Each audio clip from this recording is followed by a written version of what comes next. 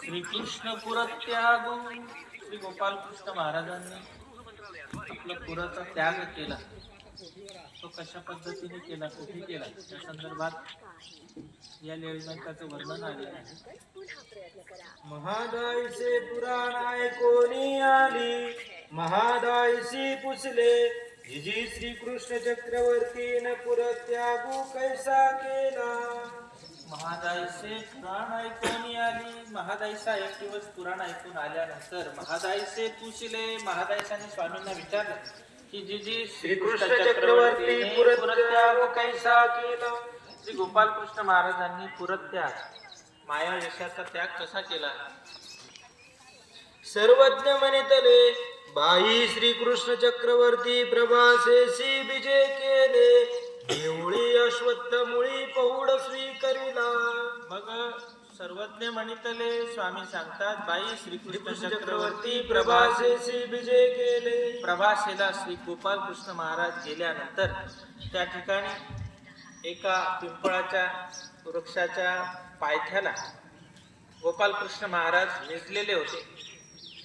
तव भिल पारधीसी आला. तव भिल पारधीसी आला. जो भिल्ल होता तो शिकार करण्यासाठी आलेला होता त्या ठिकाणी.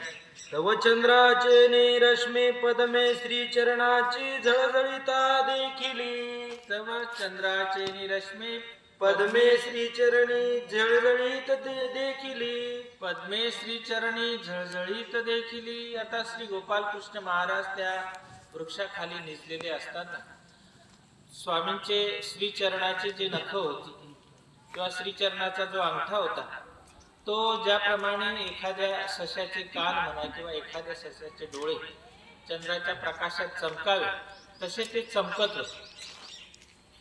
हे सस्याचे कान म्हणून सिदिली. आणि मग तो शिकारी बाण धरून बसलेला होता शिकार करण्यासाठी. आणि चंद्राचा प्रकाश पडलेला होता, रात्र होती. आणि मग त्याला असं वाटलं की हे सस्याचे कान आहे आणि म्हणून त्या ठिकाणी तो ससा आहे असं त्या पारध्याला वाटलं. म्हणून सिदिली. आणि म्हणून त्याने आपला जो शर होता बाण तो बाण सोडला. तव श्रीकृष्ण श्रीमूर्ती ओळखली आणि पोळला. आणि श्रीमूर्ती ओळखली, पोळला. आणि मग तो बाण सोडल्यानंतर तो श्रीचरणाला लागला, श्रीचरणाच्या अंगठ्याला लागला. आता काहीतरी परमेश्वराला पुरत्याग करण्यासाठी काहीतरी निमित्त लागत असतं. आता वास्तविक बाण कुठं लागला, पायाच्या अंगठ्याला लागला, परंतु निमित्त काहीतरी असतं आणि म्हणून पोळला. आता त्याच्या लक्षात आलं अरे इथं कोणीतरी पुरुष आहे, आपण ससा म्हणून बाण मारला परंतु बाण जो आहे एखाद्या कोणातरी पुरुषाला लागला आणि म्हणून पोळला. पण अंतःकरणामध्ये त्याला दुःख वाटलं. बियाला श्रीचरणावरी माथा ठेविला. घाबरला तो. पुढे गेल्यानंतर त्याला गोपाल कृष्ण महाराज दिसले आणि मग क्षमा मागितली. त्याने श्रीचरणावर माथा ठेविला. श्रीकृष्ण चक्रवर्ती म्हणतले नाभी नाभी. आणि मग गोपाल कृष्ण त्याला म्हणतात की नाभी भिवू नकोस.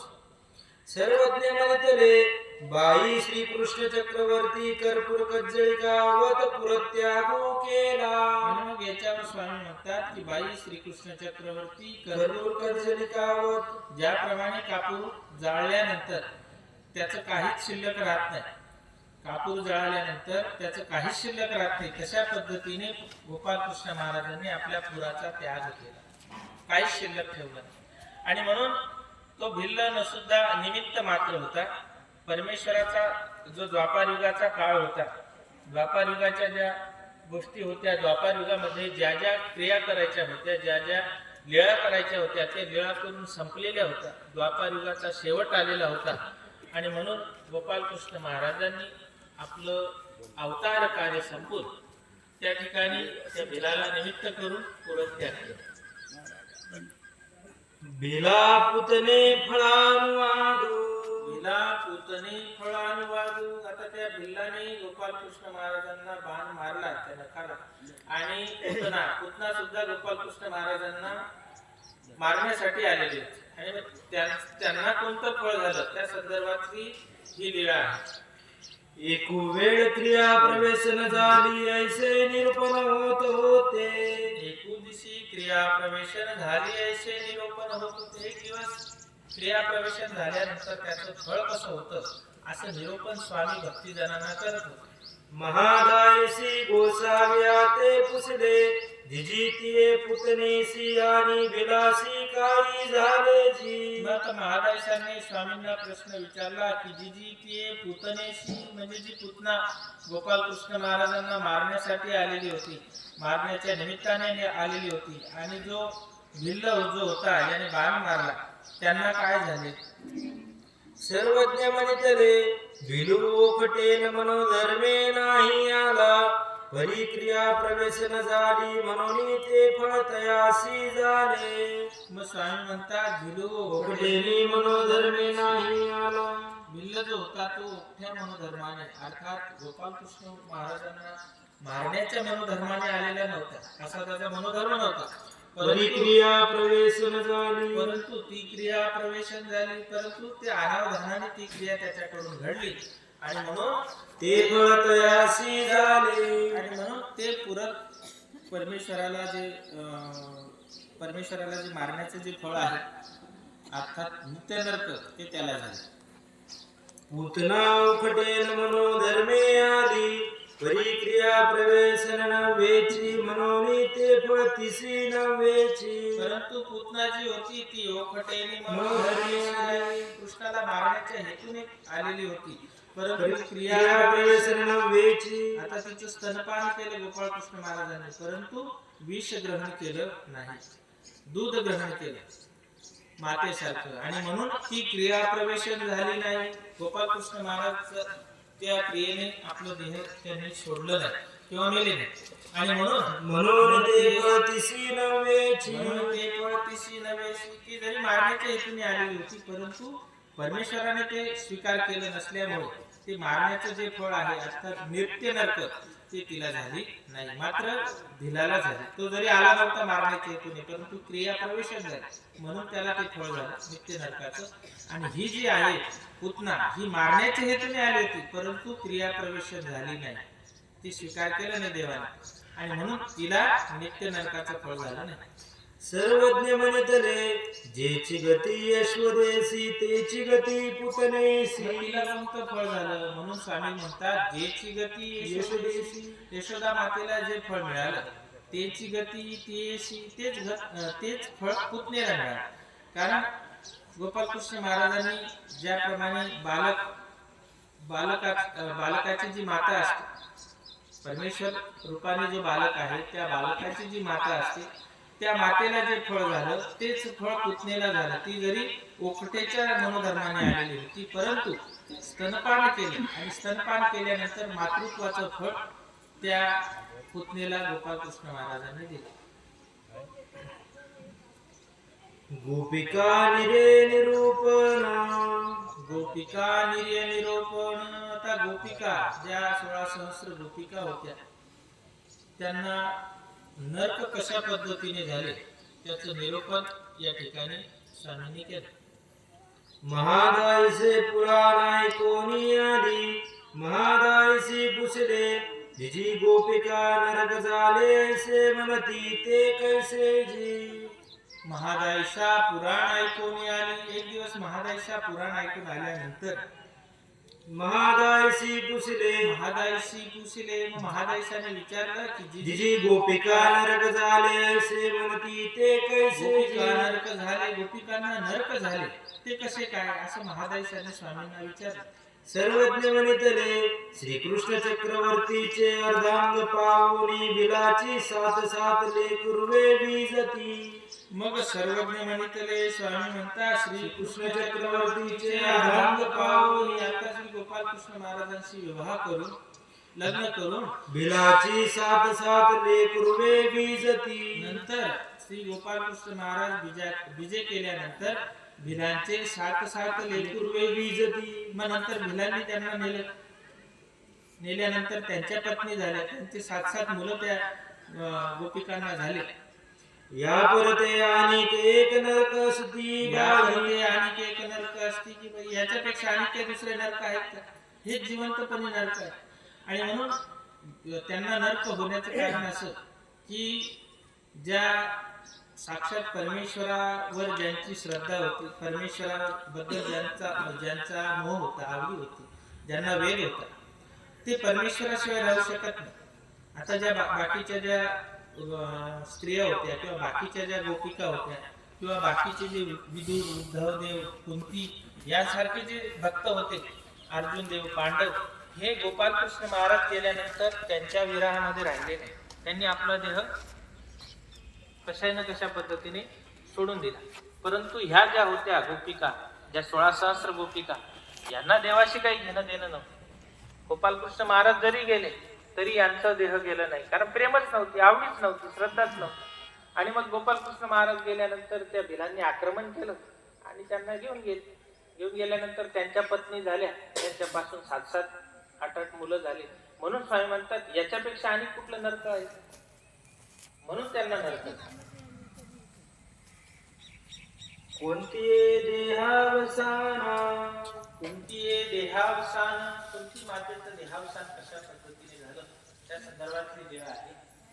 महादायसी पुसले जिजी श्री कृष्ण चक्रवर्ती विजय केले अनंतरे पांडवी काय केले. महादायसी कृषीले श्री कृष्ण चक्रवर्तीने विजय केल्यानंतरे पांडवे काय केले. गोपालकृष्ण महाराजांनी विजय केल्यानंतर अर्थात पुरत्याग केल्यानंतर पांडवांनी काय केलं, पांडव कुठे गेले.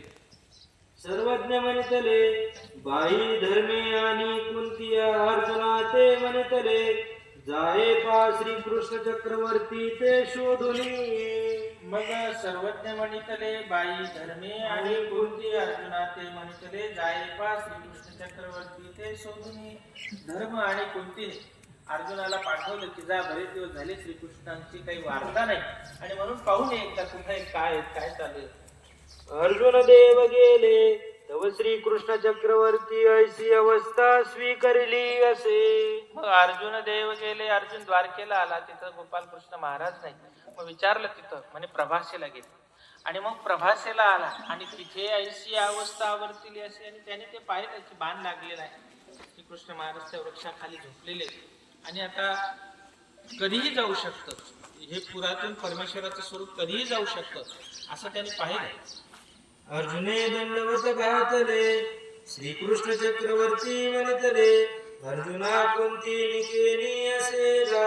मग श्री गोपालकृष्ण महाराजांच्या समोर गेल्यानंतर अर्जुने दंडवते घातले, दंडवत केला. आणि मग गोपालकृष्ण महाराज म्हणतात कोणती निकेली असे गा, कोणती बरी आहे का, कोणती माता. अर्जुने म्हणतले आता कायसे निके पणजी. आणि मग ते अशा पद्धतीची ते सगळी वार्ता पाहून किंवा ते सगळा प्रकार पाहून अर्जुन म्हणतो आता कायशी निके, आता कशी निकी राहील, आता कशी चांगली राहील. हे असं पाहिल्यानंतर किंवा असं सांगितल्यानंतर कशी चांगली राहील. तैसेची अर्जुन देव निघाले हरी पावन पडे. तैसेची अर्जुन देव निघाले आणि मग आज्ञा घेऊन निघाले, कुंतीला निरोप देण्यासाठी निघाले. हरी पावन पडेची, व्यवस्थित पाय पडत नव्हता, दुःखामुळे पाय असे तिरके तारके पडत होते त्यांची. कुंती दारवंटेसी पाहतची होती तव अर्जुनाचा हरी पावन पडे ऐसे एक देखिले. कुंती दारवंठा वाट पाहतची होती. आता कुंती त्या अर्जुनाची वाट पाहत होती, कारण श्रीकृष्ण महाराजांच्या विषयी लई प्रेम होतं कुंतीचं, कारण कुंती मातेला सुद्धा प्रेम दिलेलं होतं.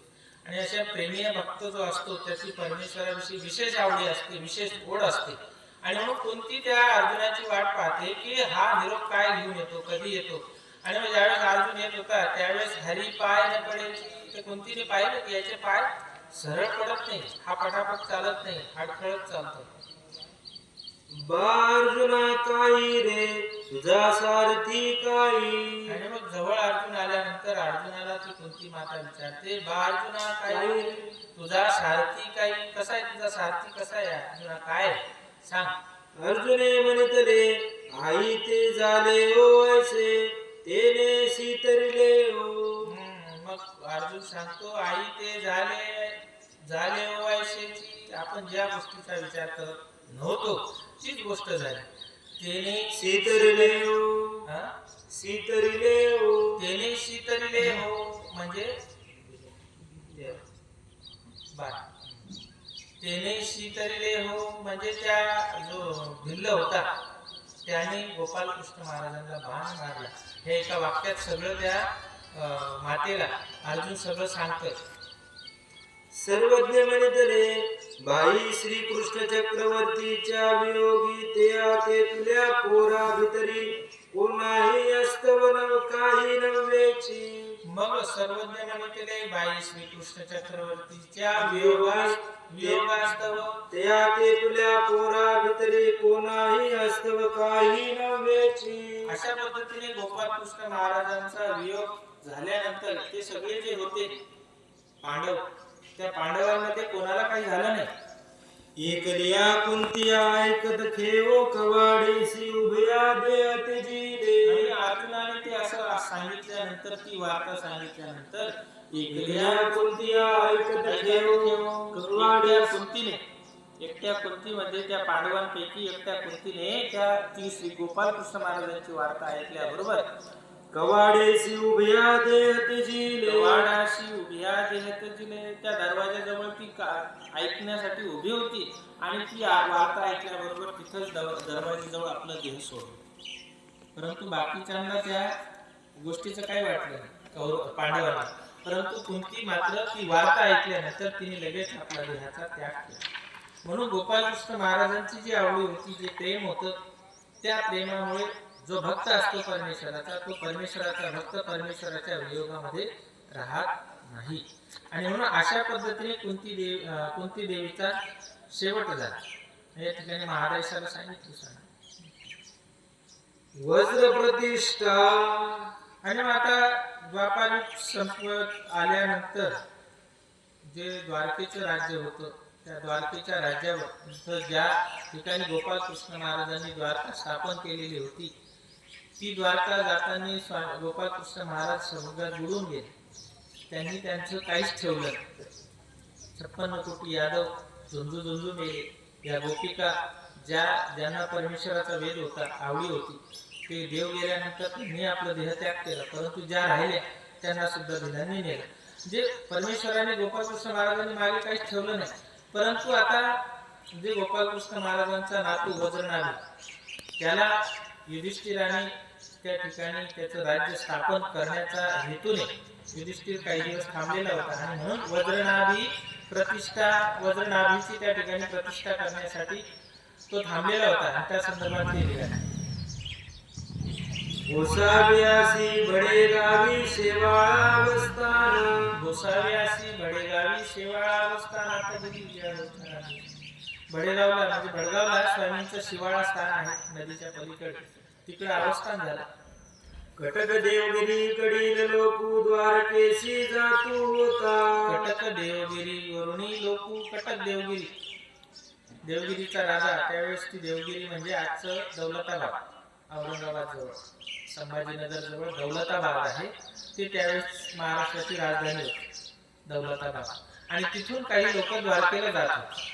मग दादोशी म्हणतले रुपये कटक देवगिरी कडील लोकू हा आपुला द्वारावतीये जातू असे. मग दादोशी म्हणतले, दादोस म्हणतो की रुपये कटक देवगिरी कडील लोकू. हे कटक देवगिरी कडील लोक, हे कटक देवगिरीचे लोक आपल्या द्वारावती जात असे. आणि हे सगळे द्वारकेला जात आहेत. तरी या सरिसी द्वारावतीये जाणार. तरी या सरिसे द्वारावती जाणार. तरी तू याच्या सोबत द्वारकेला जा, दादोस सांगतो महादेशाला. ना दादो काही संबळ नाही. मग ती महादेशा म्हणते ना दादो, दादोसाला ती म्हणते काही संबळ नाही, तर माझ्याजवळ काहीच व्यवस्था नाही, काही सोबत नाही, तसं काहीच साहित्य नाही. संबळ काही मिळवेना तरी गोसाव्या ते पुसो म्हणून गोसाव्या ते पुसो आली. मग तो दादोस म्हणतो संबळ काही मिळेल, सोबत काय लागतं मी तुला सगळं देतो व्यवस्थित करून. मग महादेशा म्हणते तरी गोसाव्या ते पुसावे लागेल. स्वामींना विचारावं लागेल, आज्ञा विचारावं लागेल. म्हणून गोसाव्या ते पुसो आली. म्हणून गोसाव्या ते पुसो आली. आणि मग स्वामींकडे आली विचारण्यासाठी. जिजी कटक देवगिरी कडील लोकू हा पुला द्वारावती सी जातू असे तरी या सरिसे द्वारावतीसी जाऊ. स्वामींकडे आल्यानंतर स्वामींना म्हणते की जी कटक देवगिरीवरून काही लोक द्वारकेला जात आहेत आई, मग जाऊ का त्यांच्यासोबत द्वारकेला? सर्वज्ञ म्हणतले बाई तीर्थ देवता मोचक. स्वामी म्हणतात बाई तीर्थ देवता मोचक. तीर्थ म्हणजे वाराणसी उपलक्षणे जे तीर्थ आहेत, देवता म्हणजे जी प्रतिमा असते किंवा रेणुका उपलक्षणे किंवा ह्या ज्या देवता आहेत आपण ज्या पाहतो आता, ह्या देवता कशा आहेत? तीर्थ देवता अमोचक. परमेश्वराने त्यांची भक्ती केल्याने किंवा त्यांच्या ठिकाणी श्रद्धा ठेवल्याने किंवा त्यांचा आचार केल्याने या जीवाचं मुंचन होत नाही. परमेश्वर सन्निधान मोचक. परमेश्वर सन्निधान मोचक. आणि परमेश्वराचं सन्निधान हे जीवाला मुंचन करणार आहे, जीवाचं मुंचन करणार आहे. पण स्वामी तिला तशा पद्धतीने निरूपण करतात. सर्वज्ञ म्हणतले साठी लक्ष निज कुमरा 56 कोदी यादवा प्रभासे आटलिया. हा, मुस्लिम म्हणतात 60 लक्ष निज कुमरा 56 कोटी यादव आणि 60 लक्ष निज कुमारी प्रभासे आटलिया. 60 लक्ष 56 कोटी यादव आणि 60 लक्ष निज कुमार गोपालकृष्ण महाराजांचे पुत्र हे प्रभासे आटलिया. त्या प्रभासेला सगळ्यांचा नायनाट झाला, सगळ्यांचा विनाश झाला. गोपिका भिली हरिलिया. आणि गोपिकांना भिलानी घेऊन गेले. द्वारावती पाणी अंतू बुडाली. आणि द्वारावती पाण्यात बुडाली. जी द्वारका गोपालकृष्ण महाराजांनी निर्माण केलेली ती पाण्यात बुडाली. धर्मे वज्रू राज्य बैसविला. आणि मग धर्मराजाने वज्रनाभीला राज्यावर बसवलं त्या ठिकाणी. तो सूर रवी गेला. तो खूर रवी गेला. आणि तो जो वज्रनाभी होता त्याच्यावर कोणीतरी आक्रमण केलं, दुसऱ्या राजाने आक्रमण केलं आणि त्याला बंदी बनवलं. मग परीक्षित मुख्य कवनी एक काळयोगेची निराये तेही श्रीकृष्ण चक्रवर्तीचा पण तू मनोनी जाणीतला. आणि मग नंतर तो जो वज्रनाभी होता त्याला बंदी बनवलं. अर्थात त्याला जे बसवलेलं होतं धर्मराजाने त्या द्वारकेच्या राज्यावर, त्याचं ते राज्यही गेलं. मग काही काळानंतर परीक्षित आणि काही मुख्य राजे लोकांनी श्री गोपालकृष्ण महाराजांचा पंतू म्हणून राज्य बैसविले. आणि मग काही दिवसानंतर पुन्हा ह्या लोकांना ते वाटलं, परीक्षित वगैरे हे जे राजे होते, की हा गोपालकृष्ण महाराजांचा पंतू आहे, याला खऱ्या अर्थानं हाच ह्या राज्याचा उत्तराधिकारी, म्हणून त्याला पुन्हा राज्यावर बसव त्या वज्रनाभीला. मग तेही आपले घोडे दिदले आपले अस्ति दिदले. या बाकी राजे लोकांनी त्याला आपले काही घोडे दिले, कोणी हत्ती दिले. द्रव्य देवनी मागोता वज्रू राज्य बैसविला. कोणी द्रव्य दिलं आणि मागुता वज्रू राज्य बैसविला. पुन्हा त्या वज्रनाभीला त्या द्वारकेच्या राज्यावर बसवलं. राज्य अशी शेष भरिली. मग तेने आपुल्या परी समुद्राच्या काठी एकी द्वारावती केली. मग त्या वज्रनाभीने काय केलं की आता ते द्वारकेचं राज्य दिलं, परंतु राज्य चालवायला काही पाहिजे ना, कारण गोपालकृष्ण महाराजांनी द्वारका तर म्हणून टाकली होती, तिथं द्वारका नव्हती. म्हणून त्या वज्रनाभीने आपल्या परी तेथ द्वारका बैसविली. मग आपल्या परीने त्याने त्या तिथं द्वारकेची निर्मिती केली समुद्राच्या काठावर. एकी पाषाणाची प्रतिमा केली तिसी लोकू जातू असे. आणि मग अशा पद्धतीने त्याने पाषाणाची प्रतिमा त्या ठिकाणी केली आणि तिसी लोकू जात असे. आणि त्या प्रतिमेचं दर्शन घेण्यासाठी हे सगळी मंडळी त्या द्वारकेला जातात. आता तेथ काही असे. आणि म्हणून साहेब म्हणतात आता ते तर काही असे. तर ती द्वारकाही गेली, गोपालकृष्ण महाराज गेले, यादवही गेले, सगळं गेलं. आणि आता तिथं काय ती प्रतिमा दिसते त्यांनी बसवलेली, त्या प्रतिमेचं दर्शन घेण्यासाठी हे लोक जातात.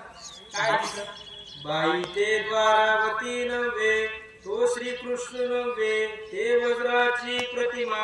आणि मग स्वामी महाराजाला समजून सांगतात की बाई ती द्वारावती नव्हे, ती गोपालकृष्ण महाराजांची द्वारका नाही, ती बुडाली. तो श्रीकृष्ण नव्हे, तो त्या द्वारकाला श्रीकृष्ण आता तिथे नाही. ते वज्राची प्रतिमा. ते वज्राची प्रतिमा, ती जी प्रतिमा आहे जिच्यासाठी एवढ्या लांबून लोक जातात, ती कशाची? वज्राची म्हणजे पाषाणाची. मग हे अवघे दादोसी मुरले द्वारावती जावे ऐसे महादायसाच्या प्रत्या आणले. आणि मग अशा पद्धतीने त्या द्वारकेची प्रतिष्ठा कशा पद्धतीने झाली असं निरूपण स्वामींनी महादायसाला केलं. तिला ते प्रत्ययाला मिळालं, स्वामींचं उमटलं बी. परंतु जो दादोस होता तो दादोसाने ते सगळं मोडून काढलं, तिच्या मनातलं परत ते काढून टाकलं. मग महादायसे द्वारावती ऐसी निघाली. मग ते महादायसाला परत त्याने तयार केलं द्वारावतीला जात. आणि मग महादायसे द्वारावती निघाली, ती पुन्हा त्यांनी तयार केली द्वारावती जाण्याची. निघता सर्वज्ञ म्हणितले बाई तेथ जाते असा तरी तेथ श्री चांगदेव रावळाच्या पाताळ गुंफा सती तिया पाहू. मग आता जायचं ठरवलंच तर मग स्वामी तिला तिथला विधी सांगतात की आता तुम्ही द्वारकेला जाताच आहात, तेथ श्री चांगदेव रावळाच्या पाताळ गुंफा असती. तिथे श्री चांगदेव रावळांच्या पाताळ गुंफा आहे. तिथं चक्रपाणी महाराजांचं वास्तव्य होतं द्वारकेला. त्या पाताळ गुंफा नमस्कार. ती म्हणितले जी जी. मग गोसाव्यासे दंडवत घातली श्री चरणा लागली. मग निघाली. आणि मग महादायसाला तसं निरूपण केल्यानंतर हो जी म्हटली आणि स्वामींना दंडवत केले. आणि मग त्या पदयात्रे करून सोबत द्वारकेला निघाले. या ठिकाणी जो दादोस कानवाथर जे लोक असतात ते चांगलं करणाऱ्याला कधी चांगलं करतात, काहीतरी आडफाटी घालतात, काहीतरी अडचण निर्माण करतात आणि जी चांगली क्रिया आहे तिच्यामध्ये विघ्न आणण्याचा प्रयत्न करतात. असा तो दादोस होता. आता महादायसाला स्वामींनी सांगितल्यानंतर महादायसाने ऐकलं की जी काही जात नाही, परंतु दादोसाने परत ते मोडून काढलं. तिच्या डोक्यात परत घातलं नाही की द्वारकेला गेलीच पाहिजे. आता ठीक आहे, स्वामी तरी काय करणार, जीवाची स्वातंत्र्य.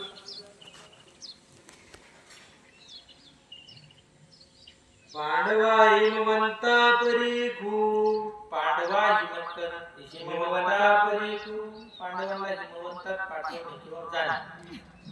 सर्वज्ञ म्हणितले साही जणे हिमचुरी तू जाता ती तव द्रौपदी पडली. आणि मग सर्वज्ञ म्हणितले साही जणे हिमचुरिता जाताती. आता इकडे प्रवासीला गोपालकृष्ण महाराज जात असताना अर्जुनाला निरोप दिला होता की तुम्ही सुद्धा हिमालयात निघून जा. कारण आता एवढं युद्ध केलं, पांडव जिंकले, स्थापना केली राज्याची, धर्माची स्थापना केली, परंतु राज्य उपभोगू दिले नाही. गोपालकृष्ण महाराजांनी त्यांना सुद्धा हिमालयात जा अशी आज्ञा दिलेली होती. आणि म्हणून गोपालकृष्ण महाराज गेल्यानंतर हे 6 जण म्हणजे 5 पांडव आणि द्रौपदी हे हिमालयाकडे निघाले.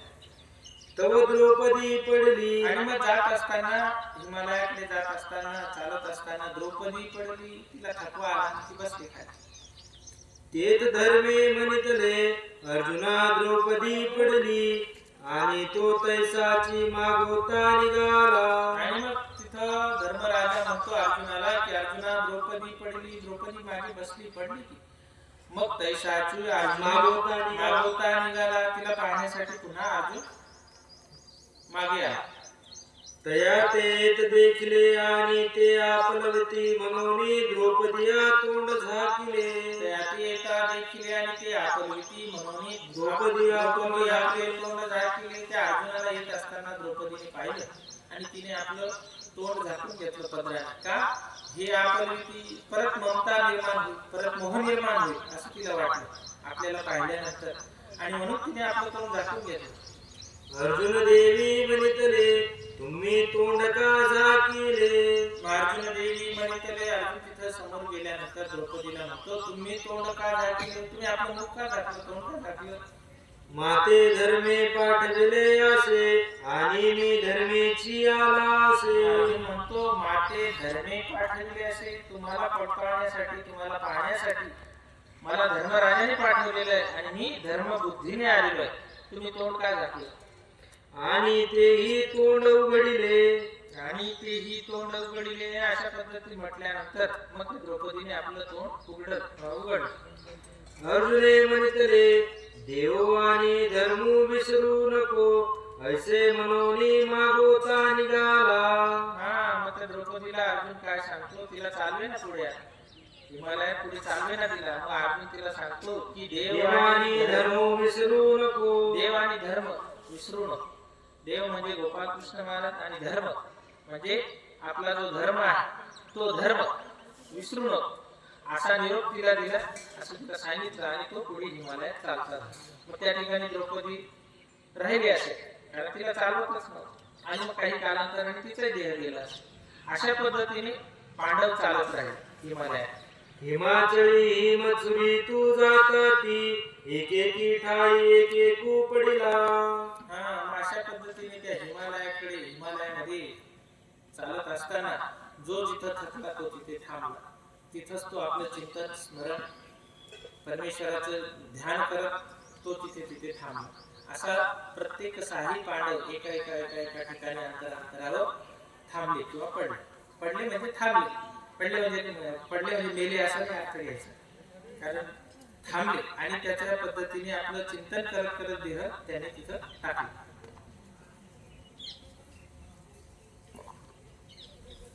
दंडवत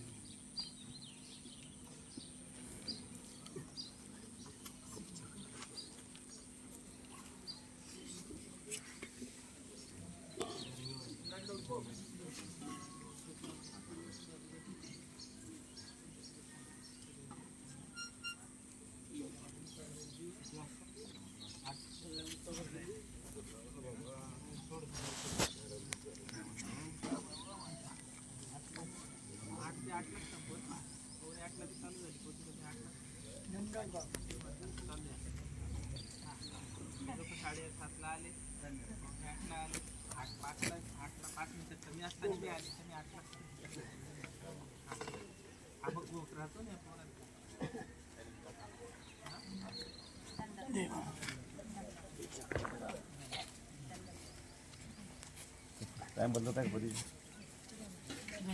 काल लवकर येत नाही ना, म्हणून लवकर लेट चालू. इकडे तोंड फिरवून